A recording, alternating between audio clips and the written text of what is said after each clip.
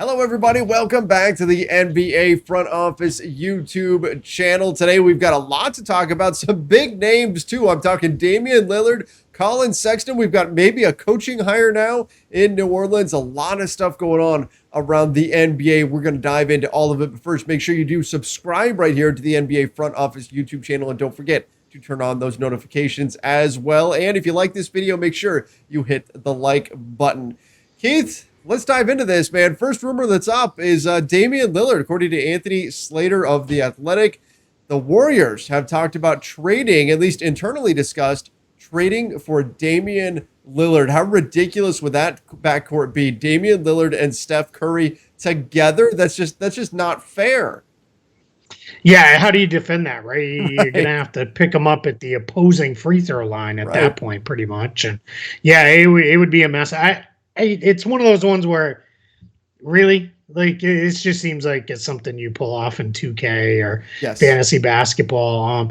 I will be completely honest with you and everybody watching here. I'm going to get tired of the Damian Lillard 2 stuff eventually, but we're not there yet, right? So let's keep having a little bit of fun with it. Yeah, I mean, what would they give up? That's, I guess, starts to be the question. Right? It's gonna probably be Andrew Wiggins and then picks, a whole bunch of them. James Wiseman, my guess. Just James in terms Wiseman, of course. In terms of salary wise, it has to be what, Wiseman and Wiggins together, assuming that you're not doing Draymond or Clay or Steph.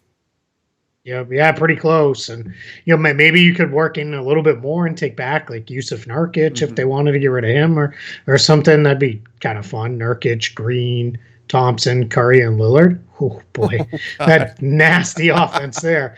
Draymond Green would never have to shoot. He probably never would. He probably just focus on moving the ball. But yeah, that's it's one of those fun things to imagine. But I don't know. But Damian Lillard is from Oakland, so I mean that's there's something to that too. He's from the area, so maybe if he does want to go somewhere, he goes back home. What I could see though is, could this set the groundwork for a year from now if Steph says, you know what, I'm going to go finish my career in Charlotte or something like that, or along those lines, could you jump Lakers, on Damian? something like that? Maybe, Lakers, yeah, sure, yeah, absolutely, yeah, he's going to drive down what the down five, right? Just get on the 5, drive forever, you'll get there. I tapped into my my Southern California year-and-a-half resident status there. I like that. That was a pretty good reference. Well done, and I used the too. That's right. Well done, Keith. When I look at this though, like if Steph Curry is there, I think you're right. Like if you're Damian Lillard, yes, you want to win a championship. Maybe that is something that ultimately causes you to leave the Portland Trailblazers. But if you go to Golden State, you're going to see the same thing that Kevin Durant saw, right? Where you go, you win a championship. Everybody says it's Steph's team anyway, right? Is this really the move that you're going to make? Especially because he plays the same position as you. Not only is it somebody else's team, but he plays the same position, which means you're going to be second fiddle. You're going to be kind of the not the backup. They would play together, but still, I don't think this is going to happen. I think it's interesting that the Warriors are at least having the discussion, but then when you step back, 29 teams in the NBA right now are having the discussion. If Damian Lillard hits the market, what can we offer? Can we offer something? Regardless of how unlikely it is, those discussions are being had because it's Damian Lillard. Yeah, you're absolutely right. Every front office that is in Portland has had, what is our starting offer? What is our best offer? They all have those ready to go. But it is, again, to just emphasize with this, and again, we're going to keep having fun with these reports as they come out because they are interesting to think about. But it's going to take Portland and Damian Lillard saying, we're done. He's on the block, and Dame saying, I want a trade. He has not done that. He even kind of backtracked from it, I guess, the other day a little bit, but yeah, it's one of those fun ones. One that maybe, I don't know if it's more realistic, less realistic, but we also got a little bit of news that the Knicks would be interested. Again, all 29 teams will be interested. But the Knicks report also came with a little bit of reporting that RJ Barrett's not considered to be untouchable if they can get a superstar via trade. And I think that becomes, one of those newsworthy items that maybe gets lost in the, Knicks are interested in Damian Lillard if he becomes available headline, that they would consider moving on from Barrett, who I thought showed real growth this past season. It wouldn't surprise me if the Knicks did something extraordinary this offseason. I mean, something fairly dramatic, right? I mean, and maybe it's not trading for Damian Lillard. Obviously, there's a lot of teams that would love to do that, but just they got a taste of getting back in the playoffs, and now I'm sure they're ready for more. They want to get ready to make a real run next season, and if there is a star out there, they're going to go for it. At the same time, though, I'm kind of like holding my breath for the Knicks and hoping that what we saw last season does not become the outlier, where they had done so many Knicksy things in the past where they tried to just jumpstart things with veteran players and it just never really worked out for them. They kept gambling on injured former stars and it just didn't work. And now they made a bunch of really smart moves. I'd hate to see them throw that all away for the wrong guy. Now, I'm not saying that's Damian Lillard. I don't think that's the case with him at all. But I hope they don't get too crazy to where they throw caution to the wind and set themselves back accidentally. Yeah, one of two things would have happened with the old Knicks. It would have been, we're going to go for Damian Lillard, but instead we gave up way more than we should have for CJ McCollum. And nothing against CJ McCollum, he's just not Damian Lillard. Or they would have said, you know what, we're not making that trade, but what we're going to do is we're going to take our $50 million in cap space, and we're splitting it right down the middle on DeMar DeRozan and Kyle Lowry. Yeah.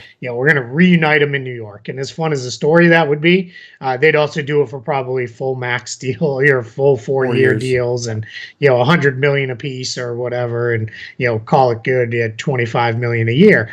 And the problem there is that's not how you win, right? The Knicks for years and years and years we miss out on the top tier guys. We're going to overpay the second, third, and fourth tier guys, make our books a mess, and then it's going to take us years to dig out of it just to repeat the cycle all over again 4 or 5 years from now.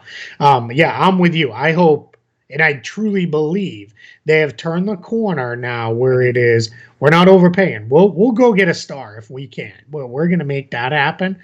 But if we can't, then what we're going to do is we're going to go – we might overpay for a year for that second or third or fourth tier guy, but it's only going to be for a year. And you guys will get sick of me saying it. I know Trevor probably already is. It can't hurt you to overpay on a 1-year contract. It just can't. It's virtually impossible because at the very least, you have a nice expiring deal to move at the trade deadline. So that's my guess is we're going to see the Knicks take a very similar approach in a star-free offseason. I know we're in the middle of our position previews. We will finish those out probably this week. But it is, this is, a new Knicks organization where it's a little smarter. But Damian Lillard's not that. He's a true star. If you could go get him, you go get him. And if it costs you RJ Barrett, costs you RJ Barrett. Absolutely. That's it. Exactly. Keith, we are on the same page. Just like we were on the same page, we both apparently read the memo that today was the blue shirt day. Because we are on the same page there as well. Yeah, the Knicks of the past, they would sign Kyle Lowry to a 4-year deal. 2 years in, they'd waive him and stretch him, so they would still be paying like a 75-year-old Kyle Lowry years down the road. That's what would have happened. But or trade him for bad money, or trade him for bad money, and even more. Yeah, but fortunately, they're not doing that anymore. But regardless, look, Damian Lillard to the Warriors, I don't think it really happens. It's just something to maybe remember, to keep in mind that the Warriors did have that discussion. I think you're right. If Steph Curry does leave the franchise later on, maybe it's something that they go back to. We'll see how all of that plays out. Again, the first step, Damian Lillard has to actually go to the Blazers and say, you know what, I'm out. I'm not going to do this anymore. And let's try to work to find a resolution here that lands me somewhere else. We've covered this too, but let's just, in case this is somebody's first time watching, and thank you. Yes. If it is, please subscribe. But it is Portland controls this. Yeah. This is not Anthony Davis, where he's got a year left on his contract, and he made it very clear, I'm going to the Lakers when I'm a free agent. Damian Lillard has 4 years left on his contract. So, you can trade for him and say, you're either playing here or you're not playing anywhere, if you really wanted to play that kind of hardball with him. And you know what? With 4 years left on his contract, he's going to show up and play. Where it's very different, where, AD made it kind of clear, you can give up a whole bunch for me in trade, but I'm not staying. I'm going to the Lakers when I'm a free agent. So that's where it kind of became for the Lakers. All right, let's just get this deal done now because, we're not necessarily competing with, a bunch of other teams. It's kind of competing with ourselves here. And that's the difference here where, 4 years of Damian Lillard, that's something every team can talk themselves into fairly easily. So that's why Portland, even if he does say I want to trade, they've still got more control over this process. Even if he says, I want to go to team X, Y, or Z, here's my list. I'm sure they'll do what they can because he's, probably the best player in franchise history. Yeah. He's somebody that I think they respect, but they're not going to feel forced into doing it because the suitors aren't going to dry up because of, again, the length of his contract. Yeah, exactly. They're going to be around, and Portland's not going to be rushed into a deal or anything like that. Yeah. Damian Lillard, not the only guard that's on the market. Maybe, though, Collin Sexton sounding like, more and more smoke about the Cavs really looking to trade him. Could be set up to take a guard coming up in a few weeks here on draft night, and that would cause them to maybe move Sexton on top of the fact that they have to pay him after next season. His rookie deal is going to be expiring. But Jason Lloyd from The Athletic putting out that yes, he is very much available, but Lloyd also posits that perhaps the Cavs will want to move Kevin Love in the deal with him. Keith, how much does that detract from the value of Collin Sexton if you have to attach Kevin Love and his over $30 million contract this year, has about $60 million owed over the next 2 seasons? Man, that's a lot of money to take on. Yeah, it's got to be the exact right team that feels like we can afford to bring in Kevin Love and he can help us. And what we're really getting out of this is Collin Sexton. Because what happens in that situation is you're kind of stuck, right? It starts to become a little messy for you if you're Cleveland or if you're the other team rather, because unless you're Oklahoma City, who's like, all right, we're going to eat Kevin Love completely just to bring on Sexton. I don't want that to be them. I feel like they've got enough guards. But yeah, then that's different for them, right? They're in a completely different place if that's really where they felt they needed to go. But if you're a really good team, like I know, right? We've had Lakers fans saying we would like Collin Sexton, and sure. But at the cost of Kevin Love, that gets kind of tricky because now you're really down to that's it. There's your 4-man team and filling out the rest with, minimums and, a little the taxpayer mid-level. And yeah, I mean, if everybody's healthy, that team can be pretty good. What I wonder is, does a team say, maybe not ahead of the draft, but let's see how Kevin Love looks with Team USA. He looks pretty good. I think so. He looks like he's in good shape and healthy and he's hitting his shots and doing his thing. Then yeah, we can make that happen. But if not, then I don't know. I struggle because that's $60 million over the next 2 years. That's a lot for a guy who hasn't been able to stay healthy. His game's kind of limited now. I'm just not sure that I see that because that just dilutes so much of the value with getting Collin Sexton. Look, if you're the Cavs, you've got to have a concrete plan moving forward of how this is going to help your team in the future. Like, obviously, you're going to free up some space, but how exactly are you going to use that space? Because otherwise, you're taking one of your best young talents, right? Whether you could say maybe he's not a fit, maybe we want to move him to free up some room for this new guy that's going to be coming in. That's possible, but you still need to get a strong return here. Why are you so desperate to move off of Kevin Love that you would dilute the value of Collin Sexton so much? I mean, I can't imagine that teams, if they're taking on Kevin Love, are going to be willing to give up a ton for Collin Sexton. Collin Sexton by himself, yes, you're probably going to get a decent return. Sure. But if you have to eat that salary, $60 million for 2 years for a guy that you're not even sure can help a team that much or how much he can even play right now. Again, if he performs well, the Olympics, okay, maybe that changes the narrative a little bit around Kevin Love. But right now, that's a pretty big ask. I look back, I mentioned this earlier today in a video that I did for Lakers Nation. It reminds me a bit of when the Lakers used D'Angelo Russell in order to get rid of the Timofey Mozgov contract, and they didn't get a ton back. They got an expiring Brook Lopez and a late first. And that was it for a guy who was the number 2 overall pick at one point. He had his struggles and things like that, but still wasn't a huge return for D'Angelo Russell because you attached that contract to him. Might we see something similar here with Collin Sexton? Yeah, and I think Sexton's, I was going to say he showed more than Russell. Maybe. Yeah. It's probably pretty close. I'd have to go back and look at Russell's stats. But, I've seen some people say today, including, I hosted a Spotify Green Room today. And Collin Sexton was one of the guys we talked about. And one of the questions was about him where somebody said, is he really even this good? And they were like, he just seems like an overrated guy who puts up big stats on a bad team. Well, let's get into it a little bit with Collin Sexton. 24.3 points per game on 47.5% shooting. That's pretty good. Really good. 37% from three. Gets to the line 6.4 times per game and shoots 82% from the line.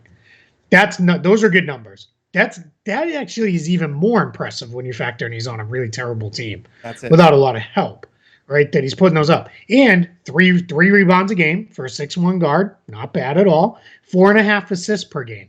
Pretty good. He's a willing defender. He's not a good defender. Don't get me wrong, but he tries. He hustles. And I think if you put 4 other good defenders around him, that probably makes him better, right? He'll probably become at least an average defender at that point. But as I look at it, I mean, this is a guy who shot 38% from three for his career. If you can put up 24 points per game in the NBA on pretty good shooting percentages, you can play. So all these people who are saying, yeah, he's only going to ever be a 6-man type.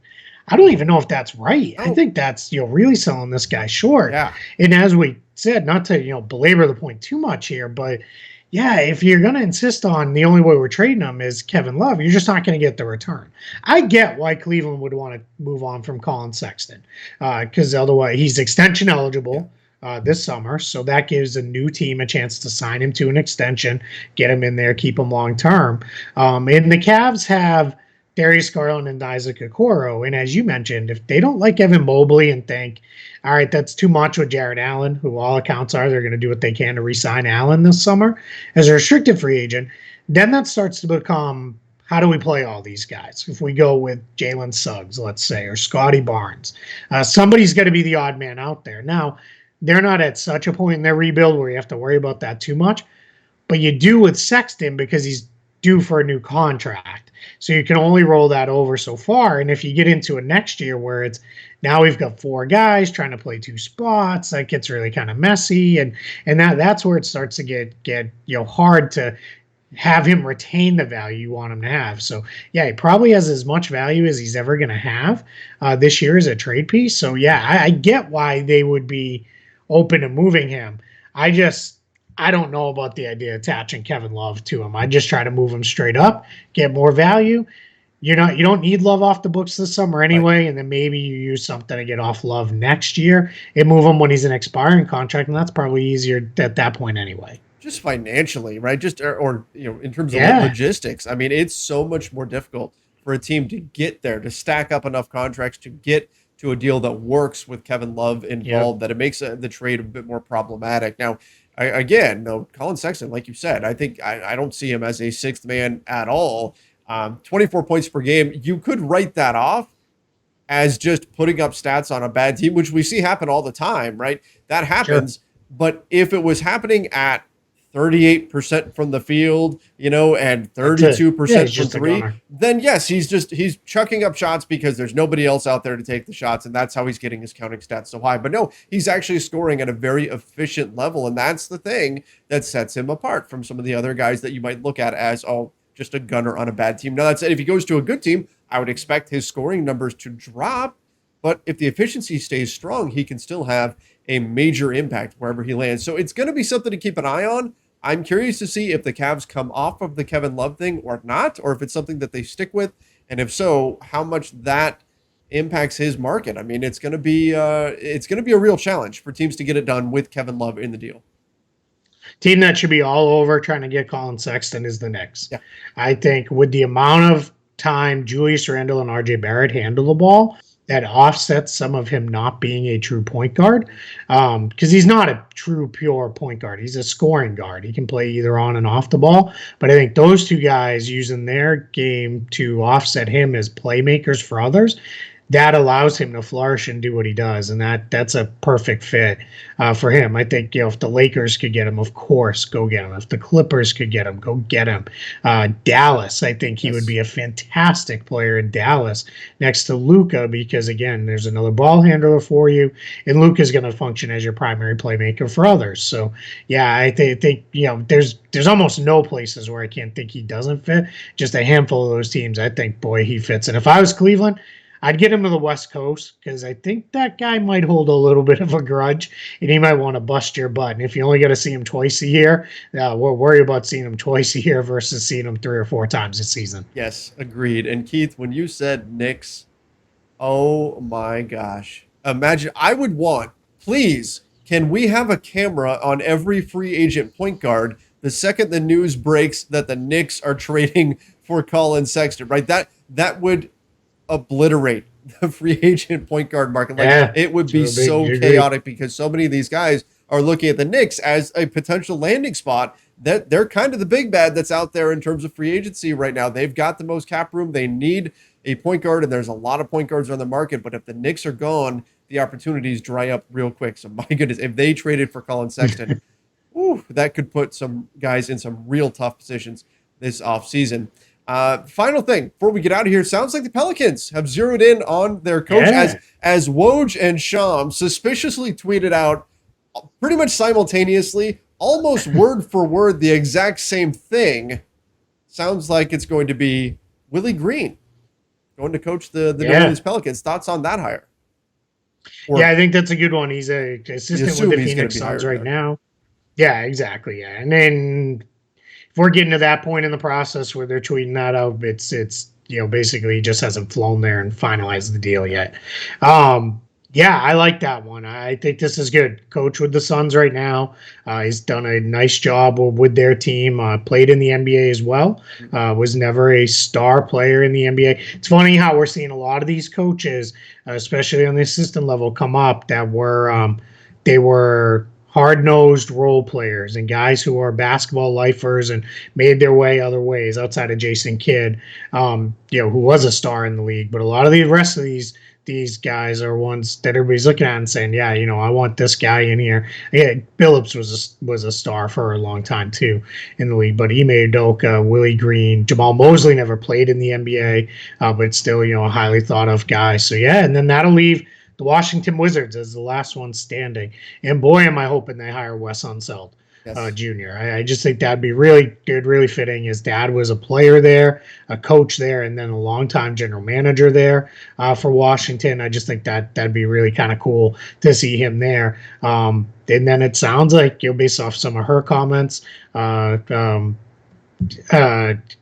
Hammond sounds like she is, kind of knows it's probably not happening this year. Just reading between the lines a little bit, it sounds like but the cool thing is she's not giving up faith, right? I think she's kind of got the right attitude. It's going to happen for me. I think next year, I think her, Kara Lawson, Teresa Weatherspoon, one of them is going to be a head coach by next year. And we'll see. And, there's always the chance too that the Spurs could just say, hey, you're the one when Pop goes. We're gonna go over to you, because everybody else who's been there sounds like they're all kind of moving on.